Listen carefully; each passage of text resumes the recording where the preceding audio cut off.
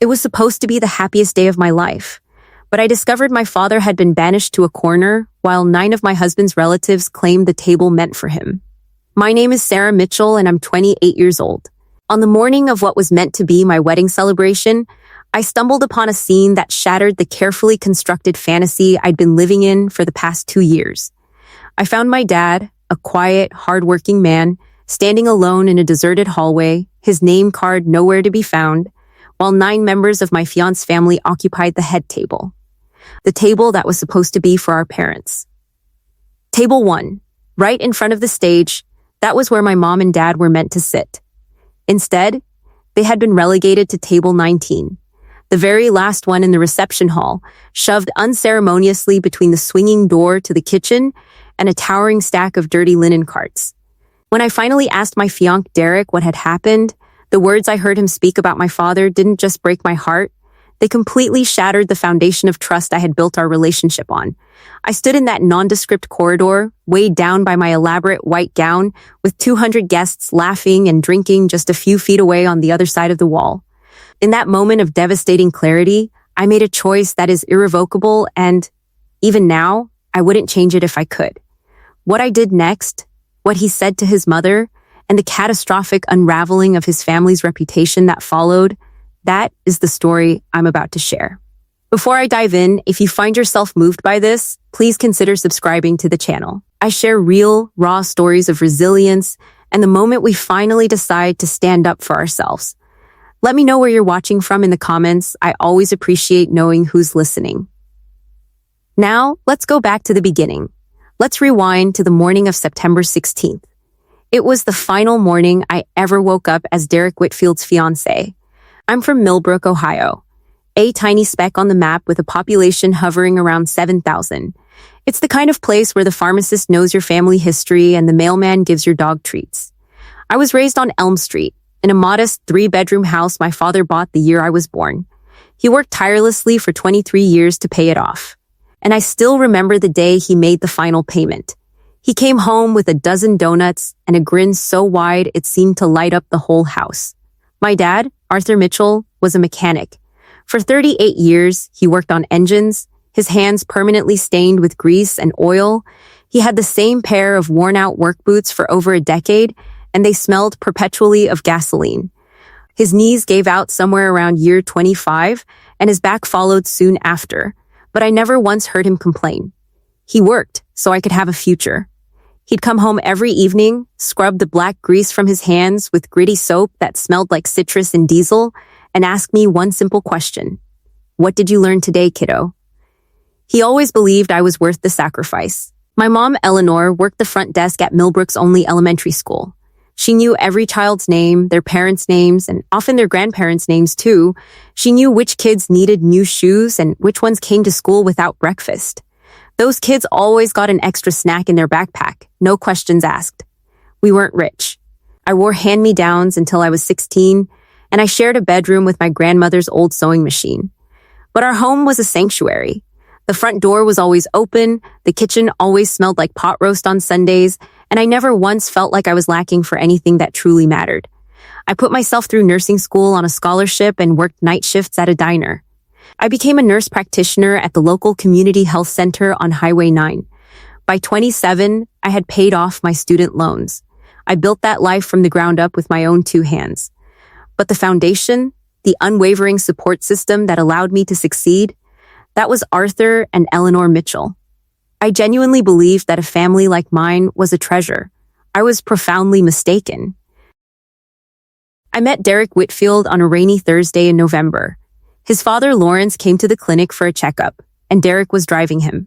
He was standing at the front desk when I walked in from the exam rooms, tall, with perfectly styled hair and a smile that seemed practiced. He was wearing a suit that probably cost more than my car. When he smiled at me, I smiled back. It felt like a scene from a movie. Our first date was that Saturday.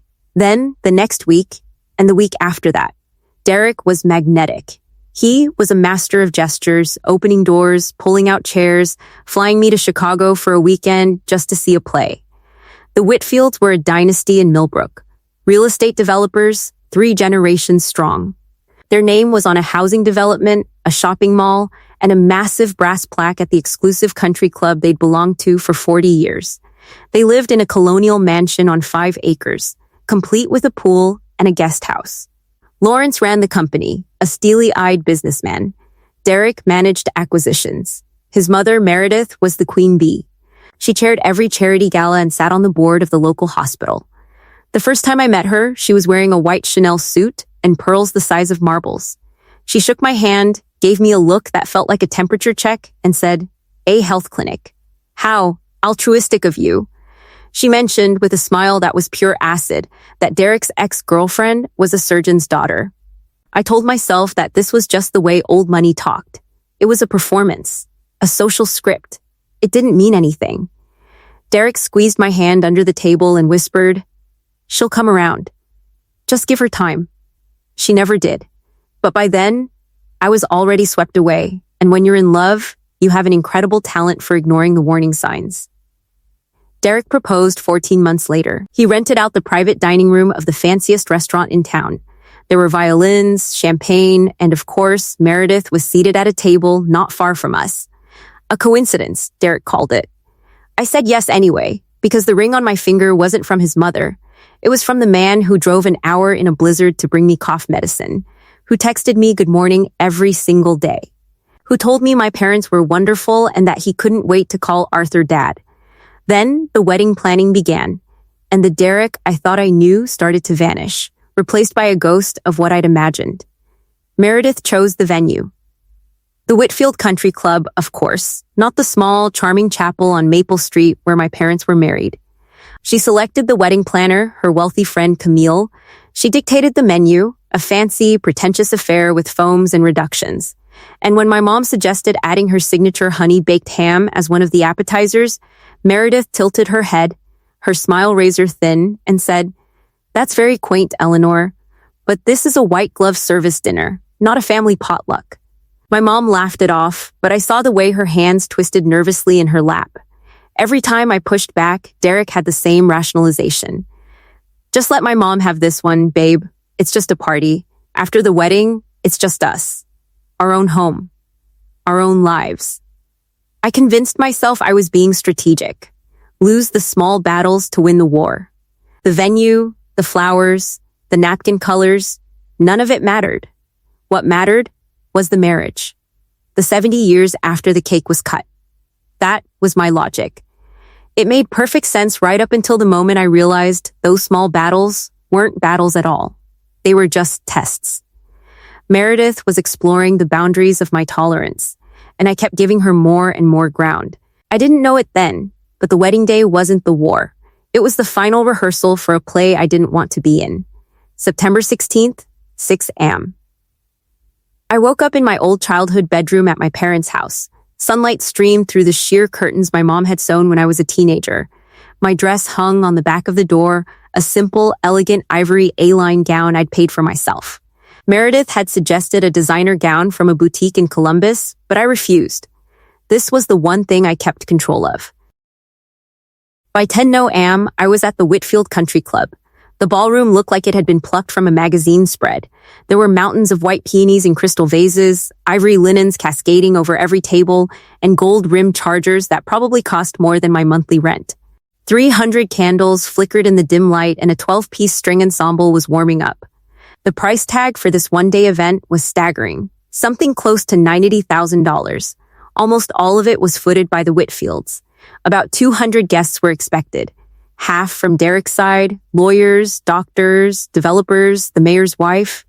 The other half were mine, my Aunt Sue from Cleveland, 3 nurses from the clinic, my college roommate, old neighbors from Elm Street. People who drove pickup trucks and wore dresses from Target.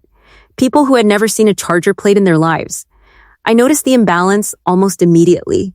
The Whitfield guests populated the front rows, the center tables, and the prime real estate closest to the dance floor. My guests were scattered at the back near the speakers and the exits.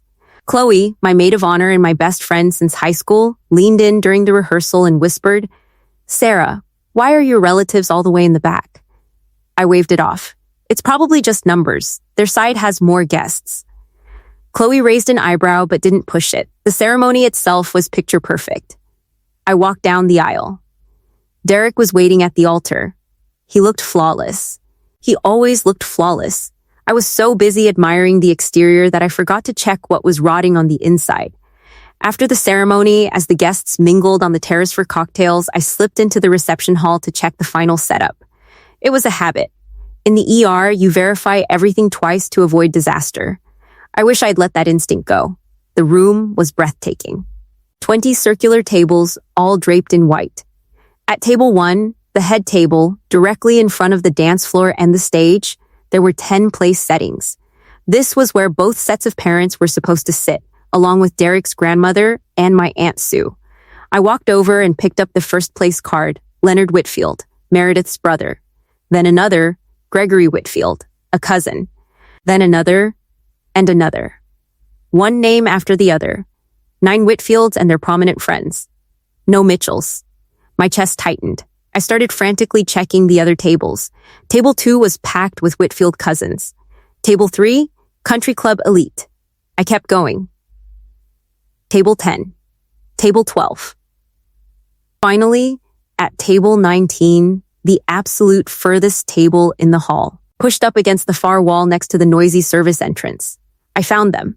My mom and dad's place cards were sitting on a small, awkward table that didn't match the others. It was a folding table covered in a slightly different shade of white linen. 2 feet away from them was an overflowing service cart. The light above it was a harsh fluorescent bulb, not the warm chandeliers that illuminated the rest of the room.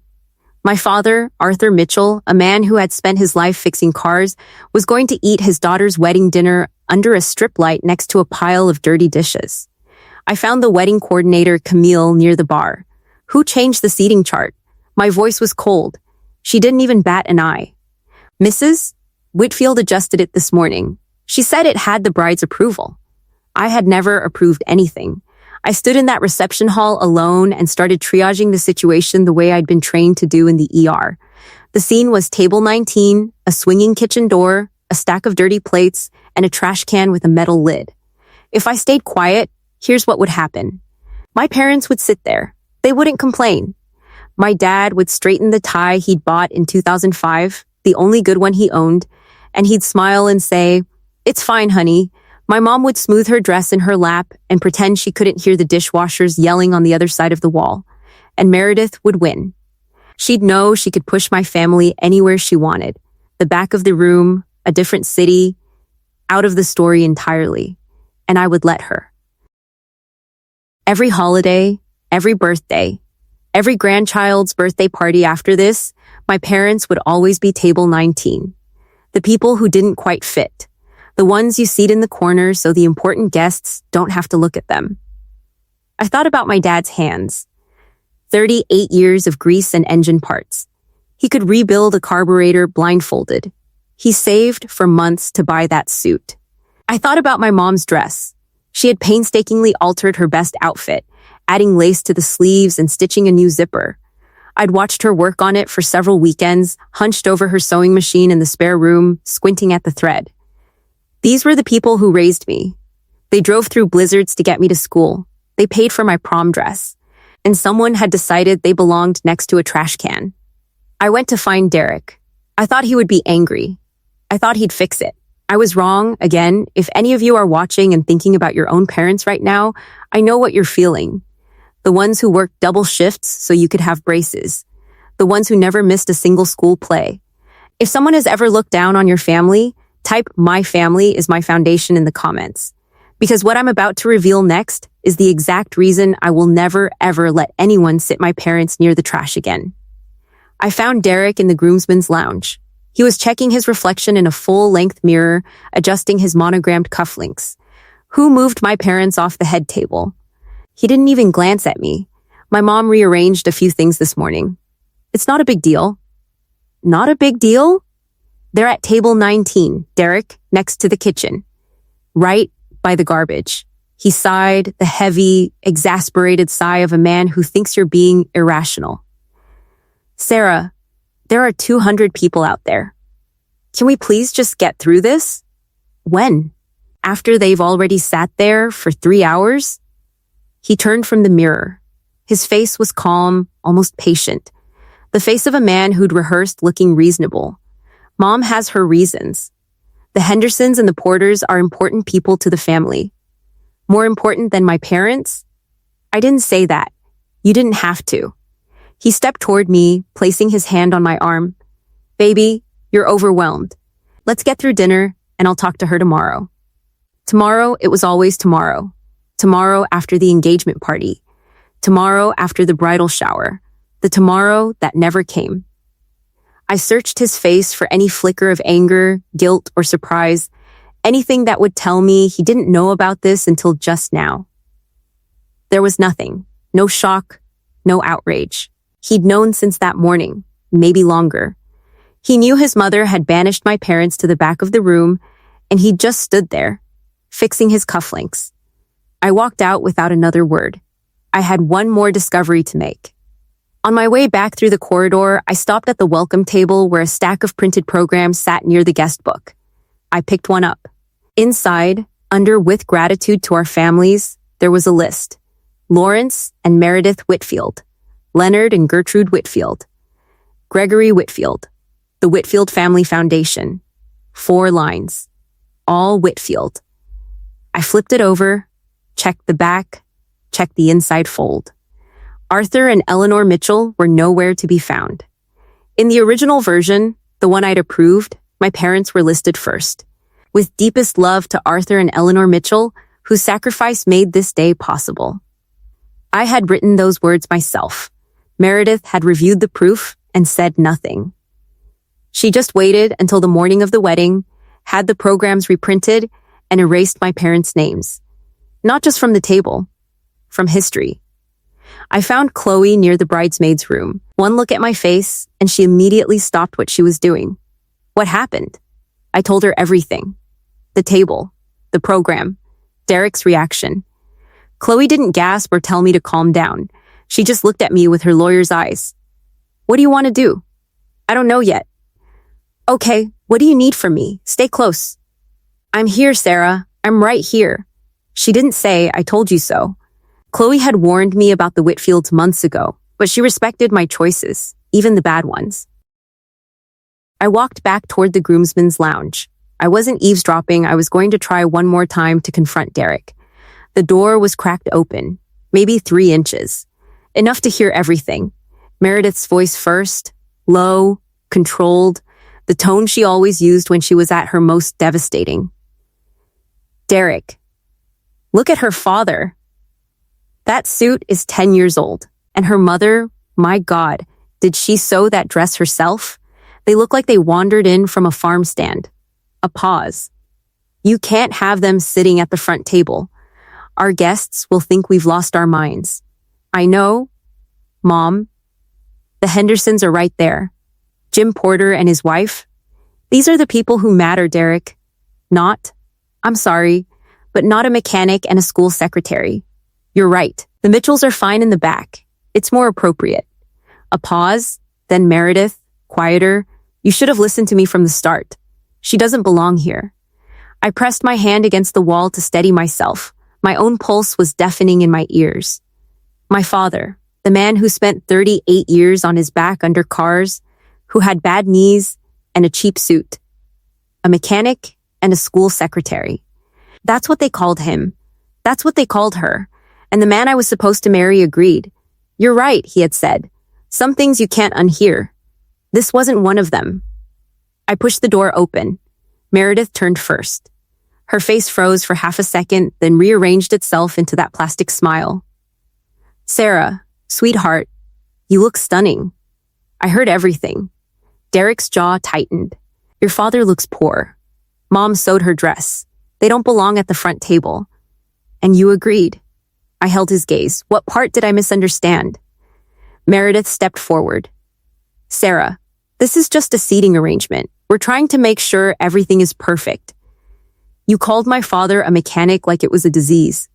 You called my mother a secretary like she should be ashamed. I didn't mean, and you? I looked at Derek. You said they were fine in the back, that it was appropriate. Derek's voice dropped. You're emotional right now, Sara. It's your wedding day. Let's take a breath. I am breathing, Derek. I've never been more clear. Meredith shot him a look. Handle this. Baby, Come on, I'm not ruining anything. You already did. I turned and walked out. The hallway was eerily quiet. I didn't hear footsteps following me. That was the last answer I needed. I walked straight to table 19. My dad was sitting upright, his hands flat on his knees. My mom was smoothing a crease in her altered dress. "Hey, sweetheart," my dad said. "You look beautiful." "I'm so sorry about this, Dad." "Don't be. I can sit anywhere, baby girl. This is your day." He looked at me for a long moment. Something moved in his eyes, not anger, but a quiet understanding, like he already knew what I hadn't said yet. I thought about the $20,000 sitting in the caterer's account. My parents had saved it over 18 years. It covered the entire dinner, every plate, every glass of wine, every dessert. And Meredith had put them next to the trash. "Stay here," I said. "Both of you. I'll be right back." My mom reached for my hand. "Sara, don't make trouble on account of us." "I'm not making trouble, Mom. I'm finishing it." The reception doors opened and the guests filed in. I watched from the edge of the room as they took their seats. The Whitfield side settled at the front with practiced ease. The Millbrook side shuffled to the back. The MC, Derek's college friend, stepped up to the mic. "Let's welcome the families of our beautiful couple." He gestured to table 1. The Whitfield family. 9 people stood. Meredith beamed. Richard gave a modest wave. Applause, no mention of the Mitchells. At table 1, I saw the Hendersons looking over their shoulders at the back of the room. People were starting to notice. The seams were showing. The first course was served. Butternut squash soup. My parents' $20,000 plated and garnished. Meredith left table 1 and walked to the bar. Her path took her directly past table 19. I was standing nearby, close enough to hear. My mom was trying to discreetly tuck a loose thread on her sleeve. Meredith stopped. "Bless her heart," she said to her friend. "Someone should have bought her a proper dress. But I suppose you have to know your place." She said it with a smile at a volume that carried perfectly. My mother's hands went still. My dad reached under the table and took her hand. He didn't say anything. He just held it. I have seen terrible things in the ER. But watching my father, Arthur Mitchell, absorb that woman's contempt while holding my mother's hand under a folding table, that was the worst thing I have ever seen. I was done. Completely and irreversibly done. I crossed the room and grabbed Derek's arm, pulling him behind a pillar. "Your mother just humiliated mine." "What did she say?" "Know your place. Someone should have bought her a proper dress." "Sara, my mom says things she doesn't mean. She means every word and you know it. Go over there and tell her to apologize." "Now?" He looked at me. Then he looked across the room at Meredith laughing with her friends. He looked at the room, the guests, the string quartet. Then he looked back at me. "I'm not making a scene, Sara. 200 people are watching. I don't care how you do it. Just do it." He straightened his jacket and said the thing that ended us. "Your parents will be fine. They're tough. Let's just get through tonight." He turned and walked back to table 1. I stood behind the pillar alone. The string quartet shifted into another song. Servers glided past with trays of salmon. 200 people laughed and clinked glasses in a room where my parents didn't have a seat worth sitting in. Derek chose. He chose the table. He chose his mother. Now it was my turn. I went straight to table 19 and sat down. My mom looked at me, confused. "Honey, you should be up front. My family's here, so I'm here." My dad studied my face. "Sara," his voice was a warning. "Don't do anything on our account. I'm not doing this for you, Dad. I'm doing this for me." I looked across the room to Chloe. She was already watching. I gave a single nod. She nodded back and grabbed her clutch. I took one breath, then another. Then I pushed back my chair and stood. The walk from table 19 to the stage was maybe 70 feet. It took me about 30 seconds. My heels clicked on the hardwood floor in a steady, sharp rhythm. Conversations faded table by table as I passed. By the time I reached the stage, the room was almost silent. I took the microphone from the MC. "Thank you all for being here today." My voice was clear, no tears. "I know you came to celebrate a wedding, but I owe you the truth about what's happening in this room." The last murmurs died. The room went dead still. Most of you know me as Derek's fiancé, but first and foremost, I am Arthur and Eleanor Mitchell's daughter. I pointed to the back of the room. My parents are sitting at table 19. I'd like everyone to look at table 19 right now. Heads turned. 200 pairs of eyes swept to the back corner, past the bar, past the dessert station, past the kitchen door. They found Arthur and Eleanor Mitchell sitting at a folding table next to a garbage can. I watched the reactions move through the room. Confusion first, then recognition, then the slow tightening of faces as people understood what they were looking at. Jim Henderson put down his fork.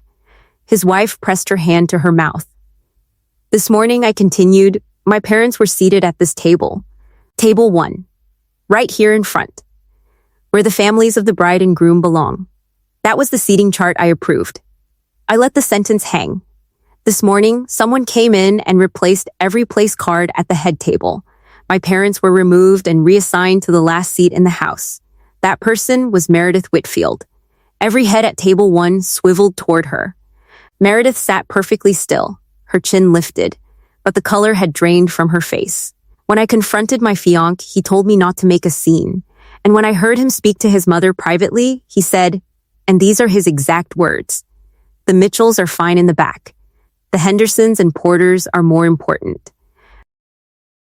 Jim Henderson pushed back from the table. Derek stood up. "Sara, that's not." "Sit down, Derek." He stayed on his feet for 3 more seconds, then Meredith pulled his sleeve and he sank back into his chair. The room was so quiet I could hear the fluorescent light buzzing over table 19. Let me tell you about the people who were moved to table 19. I turned slightly to look at my dad. My father, Arthur Mitchell, fixed cars for 38 years. He has 2 bad knees and 1 good suit, the one he's wearing right now. He saved 6 months for it. A woman at table 9 pressed a napkin to her eyes. My mother, Eleanor Mitchell, works at the front desk of Millbrook Elementary. She knows every child's name. She knows who comes to school hungry. Those kids always get an extra granola bar. I turned back to face the front. My parents put $20,000 toward this wedding. They saved it over 18 years. That money covered the catering deposit. I let the math settle. Every plate you're eating tonight? My parents paid for it. I looked directly at Meredith. And you put them next to the garbage. The room fractured. Gasps. A sharp intake of breath from table 3. Vivian, Meredith's friend, physically distanced herself. From the back, a man from the Millbrook side stood up. Then a nurse from my clinic. Then my Aunt Sue. They didn't say anything. They just stood like witnesses. I cannot sign my name to a marriage where my family is treated as an embarrassment. I will not raise children who learn that love means hiding where you come from. I unpinned my veil, folded it neatly, and set it on the edge of the stage. To the guests from Millbrook, thank you for coming. We're going home. I looked at Meredith one last time. I deserve better than a man who sits in silence while his mother calls my father poor. And my parents deserve better than table 19. I left him standing at the altar, not because I stopped loving him, but because he stopped deserving it. I set the microphone down gently and walked to the back of the room. My dad stood up. My mom was crying. I hugged them both right there between the folding chairs and the kitchen door. Chloe appeared with my coat. We walked out past the dessert station, past the silent string quartet, past 200 stunned faces. Behind me, I heard Meredith's voice, "She's lost her mind," and Derek calling my name. I didn't wait. If you're still here, you already know why I did it. But I want to hear from you. Has anyone ever told you your family wasn't good enough? Type not table 19 if you know that feeling. Now, what happened after I walked out? That's where the real story begins. That night, I sat at the kitchen table in my parents' house.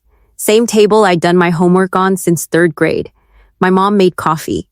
My dad sat across from me and said nothing, which was his way of saying everything. At 9:15, Chloe called. The marriage license is still unsigned. I confirmed with Camille. It was never signed, never witnessed, never filed. So legally, you were never married. You walked away clean. I exhaled. A knot in my chest loosened. There's more. Under state law, since you cohabited, he might try to claim some shared property, but your lease is in your name. You're in a strong position. I've already blocked them all. 2 weeks later, I threw up in the bathroom at 7 a.m. Then again at noon. I bought a test at the pharmacy. Positive, 2 pink lines. I sat on the bathroom floor and cried. Not because I was sad, but because my life had just become 10 times more complicated. I was going to be a mother, and the father was a man I'd walked away from in front of 200 people. I told Derek by email. 3 sentences. I'm pregnant. I'm keeping the baby. All communication goes through my lawyer. His response came in waves. The first email. Come home, Sara. We can fix this. The second, my family will fight for custody. The third, you're making the biggest mistake of your life. Then, Meredith called. My dad answered. Mrs. Mitchell, she said, I trust you understand that this child is a Whitfield. We have the best attorneys in the county. My dad looked at me. I nodded. Mrs. Whitfield, he said, my daughter has a lawyer. Talk to her. He hung up. The fallout was quiet, but devastating. Jim Henderson called Lawrence the following Monday. I'm not comfortable moving forward with the development. Henderson pulled out of the Oak Ridge project, a mixed-use deal worth over $300,000. Lawrence had to find a new investor. The project stalled. 3 weeks after the wedding, the board of the local hospital met. Meredith had chaired their annual gala for 6 years, but the board had received calls. Donors asking questions, members uncomfortable with the optics. She wasn't fired.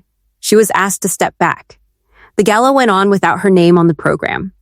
I didn't orchestrate any of this. I never called Henderson. I never posted on social media. 200 people watched Meredith Whitfield put a mechanic and a school secretary next to the trash, and they went home and talked about it. A month later, Derek showed up at my parents' house. I watched from the window as my dad answered the door. Derek stood on the porch, 1 step below, looking up. I came to apologize. You should have, my dad said. Can I see her? My daughter made herself clear. If you want to be part of this child's life, Hannah Wells has the paperwork. That's the road. Derek's face tightened. You're going to regret this. I'm not keeping anyone out, son, my dad said. I'm keeping the door. He closed it. A quiet click. 5 months later, I found an apartment 3 blocks from my parents. 1 bedroom. Beige carpet. It was mine. My mom came over with a measuring tape and sewed curtains for every window. My dad showed up with his toolbox and fixed the leaky faucet. Then he spent 3 hours building a bookshelf out of reclaimed wood. Elise Marie Mitchell came into the world on a Tuesday at 6:14 a.m., 7 pounds, 2 ounces. I gave her my name, my parents' name. The name of a mechanic and a school secretary who never once made their daughter feel like she wasn't enough. My dad held her first. His rough hands cradled her like she was made of glass. He didn't say anything for a full minute. He just stood at the window with the morning light on his face and this baby in his arms. 1 year later, Elise is 13 months old. I'm back full-time at the clinic. Last month, they promoted me to shift lead. It came with a raise and a set of keys to the supply closet. I've never been prouder of a set of keys in my life. Derek gets 2 weekends a month. He's quiet on handoff days. Once I saw him smell the top of her head and close his eyes. Something in my chest ached. Not for him. For the version of him that might have existed if he'd been brave enough to choose differently. Sunday dinner at the Mitchell house, 6 p.m. Same as every week. The table is mismatched. My mom made her honey-baked ham, mashed potatoes from scratch, corn on the cob because Elise likes to hold it. Chloe and her boyfriend are here. My dad is holding Elise. You know, he says to her, your grandpa used to fix cars for this whole town. Now I just fix things for you. She throws a spoon on the floor. Everyone laughs. This is my table 1. I'm not telling you this story to teach you anything. Everyone's situation is different. But if you're sitting at a table 19 right now, always in the back, always made to feel like you should be grateful for the chair instead of asking why it's next to the garbage, I want you to know something. You can stand up. You don't need a microphone. You don't need 200 witnesses. You just need to know in your bones that the people you love deserve better. And if the person you chose agrees when someone calls your family poor, that person didn't choose you. They chose convenience. That's not love. That's a seating chart. Sometimes the bravest thing you can do is walk away from the table you never belonged at. My name is Sara Mitchell. I'm a nurse, a mother, and Arthur and Eleanor Mitchell's daughter. My daughter laughs like a hiccup and has never once sat at a table where she didn't belong. And I have never been prouder of where I come from. That's my story. Now I want to hear yours. If you've ever had to stand up for your family, type table 1 in the comments. If you think I made the right call or the wrong one, tell me. And if you're new here, hit subscribe. I share stories like this every week on Philosophy Unfolded. Thank you for staying until the end.